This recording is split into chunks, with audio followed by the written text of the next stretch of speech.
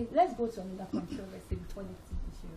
I know that once upon a time you were a strong believer of tithe. Okay. And then on social media, we woke up one day and it was all over that Dr. Abel Damina says no to tithe.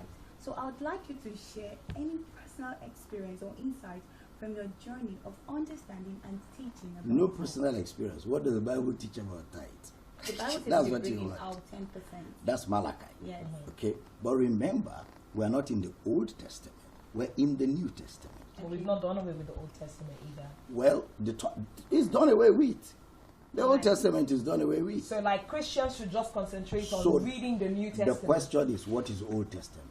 That's what you should ask me. Okay. What is Old Testament and what is New Testament? Old Testament is not books. New Testament is not books.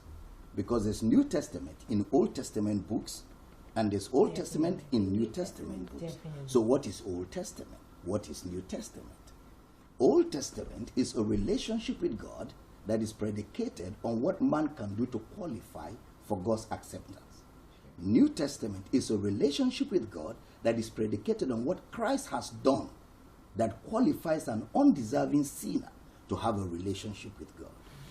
So when I say Malachi is Old Testament, it means it was under a relationship with God where it was based on what men did to qualify.